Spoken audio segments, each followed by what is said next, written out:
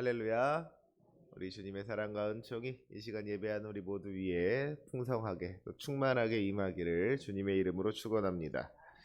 오늘 우리가 읽은 이 시편 73편은 하나님이 참으로 이스라엘 중 마음이 정결한 자에게 선을 행하시나 하는 말로 이제 시작을 합니다. 우리 하나님이 어떤 분이시냐? 우리 하나님은 이스라엘에게 선을 행하시는 분이십니다. 특별히 마음이 정결한 자에게 선을 행하시는 분이십니다. 이것을 시인이 고백하고 있는 거예요. 그런데 문제가 있죠. 1절 마지막에 보니까 어때요? 하나님이 참으로 이스라엘 중 마음이 정결한 자에게 선을 행하신다 하고 끝나지 않고 하나님이 참으로 이스라엘 중 마음이 정결한 자에게 선을 행하시나 그랬어요. 그리고 2절을 보니까 뭐라고 하고 있습니까? 나는 거의 넘어질 뻔하였고 나의 걸음이 미끄러질 뻔하였으니 그랬단 말이에요.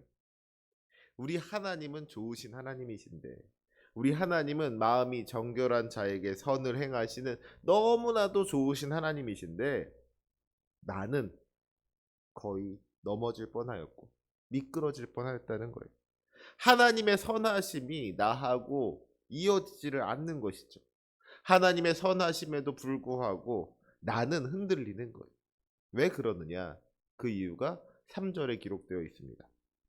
이는 내가 악인의 형통함을 보고 오만한 자를 질투하였음이로다. 이 세상을 살아가면서 가만히 지켜보니까 이 악인들이 잘 먹고 잘 사는 거예요. 악인들이 형통한 겁니다.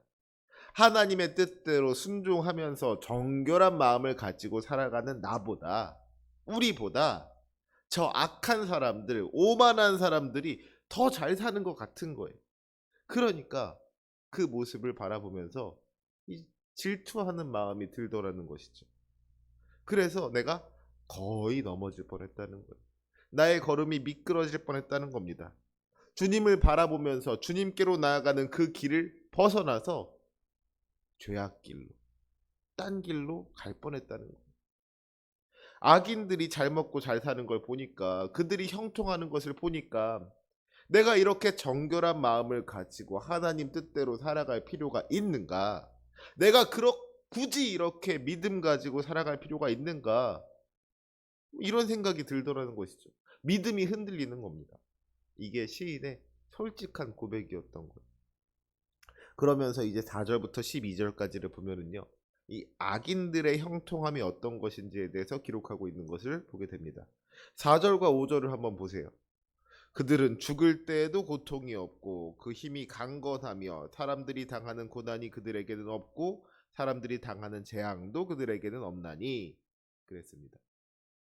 우리가 살다 보면은 때로는 고난을 당할 때가 있고 재앙을 겪을 때가 있잖아요. 그런데 가만히 보니까 착하고 힘없는 사람들만 그렇게 어려움을 당하지 악한 사람들은 그런 어려움을 당하지 않더라는 거예요. 그들은 죽을 때도 고통이 없고 그 힘이 강건하더라는 겁니다. 악인들이 교만하게 다른 사람들 무시하고 괴롭히면서 자기들 멋대로 살아가는데 그래서 주변에 많은 사람들을 괴롭게 하는데 그럼에도 불구하고 이 사람들이 그냥 잘 먹고 잘 사는 거예요. 7절 말씀해 보니까 뭐라 그랬어요? 살찜으로 그들의 눈이 솟아나며 그들의 소득은 마음의 소원보다 많으며 그랬습니다. 얼마나 잘 먹고 지내는지 그냥 피둥피둥 살이 찐 거예요. 네? 그리고 그들의 소득이 마음의 소원보다 많다 그랬습니다. 그들이 필요한 것보다 많은 것을 얻는 것은 물론이고 심지어는 그들이 마음의 소원보다도 원하는 것보다도 더 많은 것을 얻고 있더라는 거예요. 저 악인들이 정말로 많은 것들을 가지고 누리면서 살아간다는 것이죠. 그래서 12절 말씀 보니까 볼지어다 이들은 악인들이라도 항상 평안하고 재물은 더욱 풀어나도다 그랬습니다. 악한 사람들이 하나님의 심판을 받고 징계를 받아서 만해도 시원찮을 텐데 이 악한 사람들이 항상 평안하게 살아가는 거예요. 그들의 재물이 점점 불어나는 겁니다. 악인들이 형통하는 거예요. 그러니까 이 시인의 마음에 어떤 마음이 들어요? 이 악인들을 바라보면서 사람이 저렇게 살면 안 된다는 것을 머리로는 알면서도 또 마음 한편에는 부러운 마음이 드는 거예요. 질투가 나는 겁니다. 그래서 13절과 14절을 보면 그런 시인의 마음을 살펴볼 수가 있죠. 내가 내 마음을 깨끗하게 하며 내 손을 씻어 무죄하다 한 것이 실로 헛되도다. 나는 종일 재난을 당하며 아침마다 징벌을 받았도다. 나는 늘 마음을 깨끗하게 하고 정말 죄짓지 않으려고 노력하면서 살아왔는데, 내가 이 세상을 살아가는 동안에 정말 죄짓지 않고 부끄러움 없이 살아왔다고 자부하면서 살아왔는데, 그 모든 것들이 다 헛되게 느껴지는 거예요. 내가 정말로 하나님의 뜻대로 정결하고 거룩하게 살아가려고 노력한 것들이 이게 다 헛수고 같은 겁니다. 나는 종일 재난을 당하며 아침마다 징벌을 받았도다.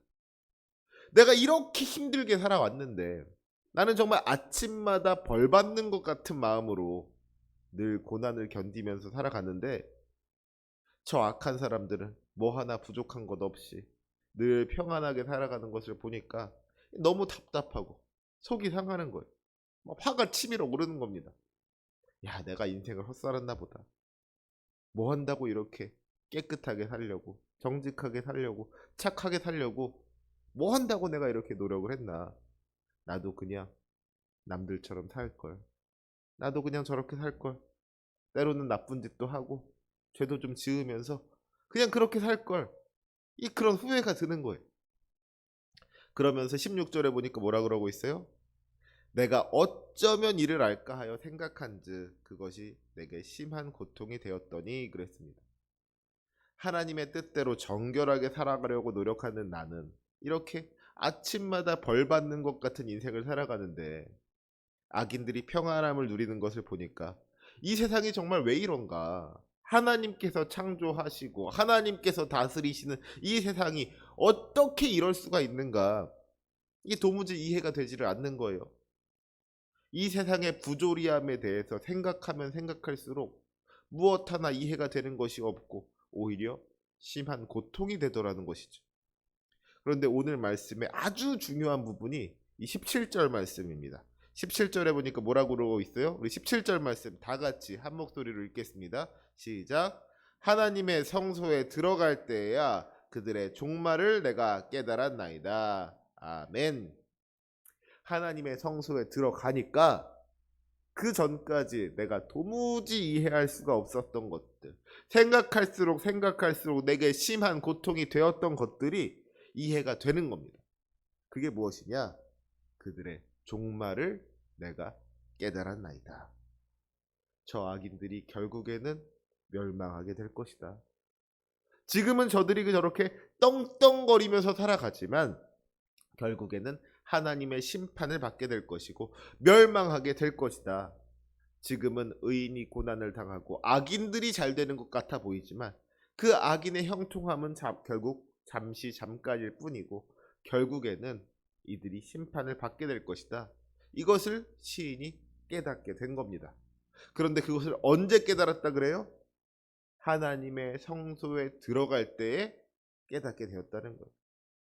지금까지 아무리 생각해도 사람의 생각으로는 도무지 이해가 되지 않았던 것들인데 우리 주님을 찾으니까, 주님의 성소에 들어가니까 하나님께서 그에게 지혜를 주심으로 말미암아 깨닫게 해주신 것이죠. 마침내 악인을 심판하시고 의인을 구원하시는 하나님의 섭리를 이 시인이 깨닫게 된 거예요. 사실 시인은 그 전에도 하나님이 마음이 정결한 자에게 선을 행하시는 분이라는 것을 알았습니다. 악을 미워하고 선을 기뻐하시는 하나님께서 악인들을 심판하시고 의인들에게 상 주신다는 것을 알았어요. 그런데 문제는 그것이 지식으로 그쳤다는 것이죠.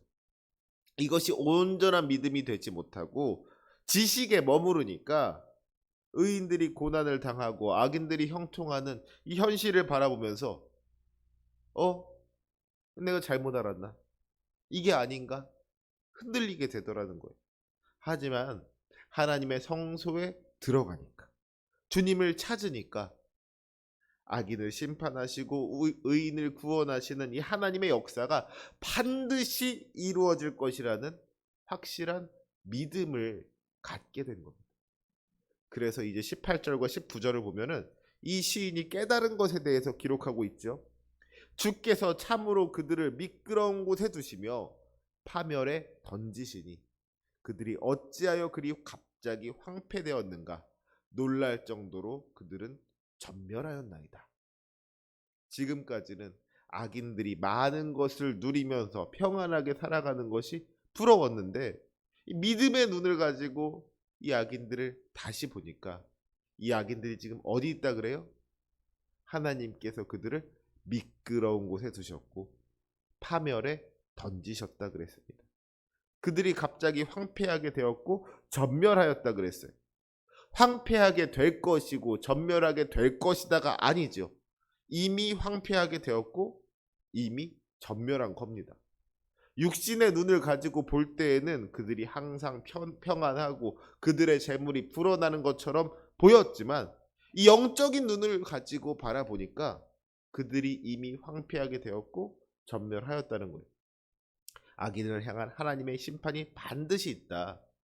이것을 시인이 깨달은 것이죠. 그러면서 21절과 22절을 보면 이 시인의 솔직한 고백이 등장합니다. 21절과 22절에 보니까 뭐라 그러고 있어요? 내 마음이 산란하며 내 양심이 찔렸나이다.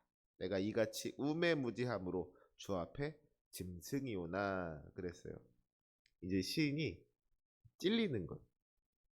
그 전까지 악인의 형통함을 바라보면서 이 시인이 무슨 생각을 했어요? 아, 나도 저렇게 한번 살아볼까? 내가 이렇게 고생하면서 살아갈 필요가 뭐가 있나? 나도 그냥 저 사람들처럼 많은 것들 누리면서 평안하게 살아가고 싶은데 야, 이 죄로 가득한 이 세상 가운데 나 혼자 이렇게 정결하게 하나님 뜻대로 살아보겠다고 노력하는 게 무슨 의미가 있을까? 나도 그냥 다른 사람들처럼 저 악인들처럼 죄 짓고 살아가는 게 낫지 않을까? 그런 마음을 품었었잖아요. 그런데 이제 하나님을 만나고 하나님께서 주시는 지혜를 얻고 나니까 그런 마음을 품었던 게 너무나도 부끄러운 거죠. 그래서 주님 앞에서 주님, 내가 이렇게나 어리석은 사람입니다. 내가 정말 짐승 같은 사람입니다. 이런 회개의 고백을 하는 거예요. 그런데 사실 지금 시인이 정말로 죄를 지은 거예요? 하나님을 버리고 세상의 유혹을 따라가서 죄를 범한 겁니까? 그건 아니죠. 2절 말씀에서도 거의 넘어질 뻔하였고 걸음이 미끄러질 뻔하였다 그랬잖아요. 넘어질 뻔했지만 넘어지지 않았다는 겁니다. 미끄러질 뻔했지만 미끄러지지 않았다는 거예요. 악인의 형통함을 보고서 질투하는 마음을 품고 흔들리기는 했지만 그럼에도 불구하고 죄를 짓지는 않은 것이죠. 어떻게 그럴 수가 있었습니까? 우리 23절과 24절의 말씀 함께 읽도록 하겠습니다. 23절, 24절입니다. 시작. 내가 항상 주와 함께하니 주께서 내 오른손을 붙드셨나이다. 주의 교훈으로 나를 인도하시고 후에는 영광으로 나를 영접하시리니. 아멘. 이 시인이 흔들릴지라도 넘어지지 않았던 이유는 그가 항상 주님과 함께했기 때문입니다. 그가 주님과 함께 하니까 주님께서 그의 오른손을 붙잡아 주셨다는 거예요. 주님의 교훈으로 인도하여 주시고 후에는 영광으로 영접하여 주신다 그랬습니다. 아까 17절에서 하나님의 성소에 들어갈 때 악인들의 종말을 깨닫게 되었다 그랬잖아요. 하나님을 찾으니까 하나님께서 지혜를 주시고 소망을 주셨다는 것이죠. 그 믿음이 흔들리지 않도록 붙잡아 주셨다는 거예요. 하나님을 찾지 않았더라면 분명히 넘어졌을 텐데 하나님을 찾았기 때문에 주님의 성소에 들어갔기 때문에 넘어지지 않을 수가 있었다 하는 것이죠. 살아가는 우리 성도 여러분, 우리도 이 세상을 살아가다 보면은 때로 이 믿음이 흔들릴 때가 있습니다. 왜 없겠어요? 하나님의 뜻이 이루어지지 않는 이 세상을 바라보면서 답답한 마음이 들지요. 착한 사람들은 고난을 당하고 악한 사람들이 형통하는 이 세상을 바라보면서 때로는 우리 하나님을 원망하게 될 때도 있을지 몰라요. 하지만 그때 우리가 해야 할 것은 우리 주님께로 더 가까이 나아가는 것인 줄로 믿습니다. 우리의 믿음이 흔들릴 때 하나님의 성소에 들어가야 된다는 거예요. 주님 곁으로 나아가야 한다는 겁니다. 그러면 주님께서 우리의 오른손을 붙잡아 주실 줄로 믿습니다. 주님의 교훈으로 인도하여 주실 줄로 믿습니다. 그리고 주님의 큰 영광으로 우리를 영접해 주실 줄로 믿습니다. 항상 주님을 가까이 함으로 말미암아 그 풍성한 은혜를 누리는 저와 여러분이 되시기를 주님의 이름으로 축원합니다. 우리 마지막으로 28절 말씀 함께 읽겠습니다. 28절 말씀 시작. 하나님께 가까이 함이 내게 복이라. 내가 주 여호와를 나의 피난처로 삼아 주의 모든 행적을 전파하리이다. 아멘. 우리 하나님을 가까이 하는 것, 우리 하나님 곁에 있는 것이 세상 그 무엇보다도 큰 복이다 하는 것을 기억하시기 바랍니다. 우리가 하나님으로부터 멀리 떨어져 있으면은 계속 악인들 부러워하면서 악인들 질투하면서 살아가게 되는 거예요. 왜 나는 맨날 이렇게 힘들고 괴롭고 정말 아침마다 벌 받는 것 같은 삶을 살아가는데 저 나쁜 사람들, 저 악한 사람들은 저렇게 세상 것들 다 누리면서 떵떵거리면서 살아가나. 그렇게 악인들 부러워하면서 악인들 질투하면서 살아가게 된다는 거예요. 하지만 우리가 하나님을 가까이 하면 주님께서 우리를 붙잡아 주시는 줄로 믿습니다. 이 세상을 향한 하나님의 구원 계획을 알려주시고 영광스러운 하나님 나라의 소망을 갖게 해주신다는 거예요. 너무나도 감사한 일이죠. 우리가 주님을 가까이 하지 않으면 넘어질 수밖에 없는 겁니다. 미끄러질 수밖에 없는 거예요. 하지만 우리가 주님을 가까이 하면 주님께서 우리를 붙잡아 주실 줄로 믿습니다. 바라기는 이 시간 예배하는 우리 모두가 우리 주님을 가까이 하는 복을 누릴 수 있으시기를 원합니다. 악한 사람이 형통하고 의인들은 고난을 받는 참 불공평한 세상 같지만 그럼에도 불구하고 우리에게 소망이 있는 것은 결국에는 악인들을 심판하시고 의인들을 구원하시는 우리 주님의 날이 올 것이기 때문입니다. 이미 그 날이 시작되었기 때문입니다. 하나님을 가까이 하며 정결한 마음으로 살아가는 주님의 백성들에게 선을 행하시는 주님의 은혜가 이미 시작되었다는 거예요. 믿음의 눈을 가지면 그게 보이는 거예요. 믿음의 눈이 없으면 그게 보이지 않으니까 이 세상 것들만을 바라보면서 안타까움 속에 좌절 속에 절망 속에 살아가지만 믿음의 눈을 가지고 살아가는 사람은 이미 시작된 하나님의 구원을 바라보면서 믿음으로 소망으로 승리하며 살아갈 수 있는 줄로 믿습니다. 오늘도 이 새벽부터 우리 주님을 가까이 하는 마음으로 주님을 찾고 의지하는 주님의 귀한 백성들에게 소망이 되시고 구원이 되시는 우리 주님의 크신 은혜가 임하게 되기를 주님의 이름으로 축원합니다. 아멘. 기도하시겠습니다.